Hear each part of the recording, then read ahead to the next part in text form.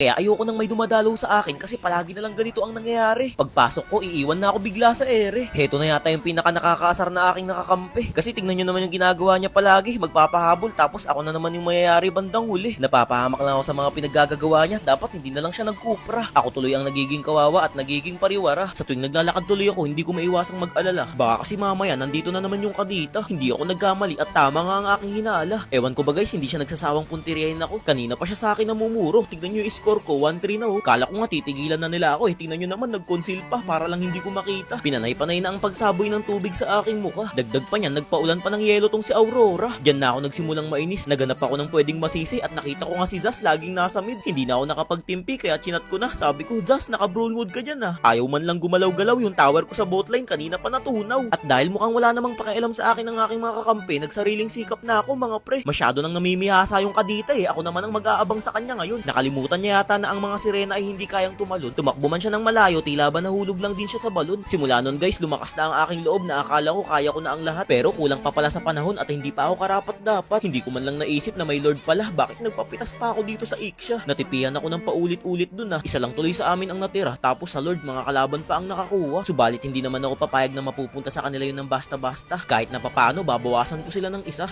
Baka check yan. Gulat na gulat siguro yun kasi siya ay aking naabutan. Sa puntong ito, kunwari hindi ko nakita si Kadita pero siya ay aking binulaga. Sa isang iglap lang siya ay namayapa. Nang mapitas ko yung dalawa sa kanila, nagkaroon kami ng tamang pagkakataon upang makapag-lord. Nagpipiling makunat pa nga tong si MC Ralda. Kumukontes-kontes pa kahit wala yung core nila. Oras na dumikit to sa akin, segundo lang agad itong mabubura. Kamuntikan pa na agaw yung lord guys, buti aking nakuha. Parang lalo ngang sumakit yung damage ko eh. Tingnan nyo, naging papel sa MC Ralda. Kung mapapansin nyo guys, naka-inspire ako dyan, hindi naka-pre-kill. Kahit sinong humarap sa akin, lusaw talaga na parang fried chicken. Nagmalatsak nung si Cupra dito kasi tingnan nyo napakalayo pero sa pool pa rin. Hindi man niya naisandal sa bato ngunit akin pa rin pinaglaho. Magugulat kayo sa gagawin ko dito guys kasi tingnan nyo naman wala na akong buhay. Tatlo-tatlo ang sa akin sumasalakay. Nagulantang ang lahat ng unti-unting napuno ang aking HP. Kahit itong si MC Ralda hindi na niya alam kung tutuloy pa ba siya o atras na lang. Buti tama ang desisyon niya kesa naman mapas lang. Umuwi lang ako saglit tsaka ako bumalik ulit. Siguradong matutuwa sila kasi may baon-baon akong chocolate. Malas ni Ik siya kasi sa bato siya ay naipit. Kahit anong gawin nila dyan guys, hindi na nila talaga ako mahuli-huli. Ako ba naman kasi yung kinawawa nila nung early. Sa makatwid ngayon, masasabi na nating nasa huli ang pagsisisi. Kahit pa ilang beses nyo ang kawawain, kung late game naman aking seseryosohin. Ang mananaig ay ang bida pa rin. Bago ko i-end guys, nagpalit muna ako dito ng imo. Pati ang winter melon ay inihanda ko. Sabay lusob ng hindi man lang nakakaramdam ng panghihina ng loob. Sayang nga papakita ko sana sa inyo yung pa-switching ko. Pero wag na lang kasi alam naman ninyo yan sa sarili ninyo. Ako'y nag-tower lock na lang, focus lang sa goal kaysa magyabang. Bali wipeout nga pala lahat ng mga kalaban dito guys. Hindi ako nagtira kahit na isa. Para ma-realize nila na pinagbigyan ko lang sila kanina. Kung gagamit kayo ng battle spell na inspire, siguraduhin yung kaya nyong panindigan. Kung hindi nyo alam gamitin, mas maigi pang wag nyo na lang subukan.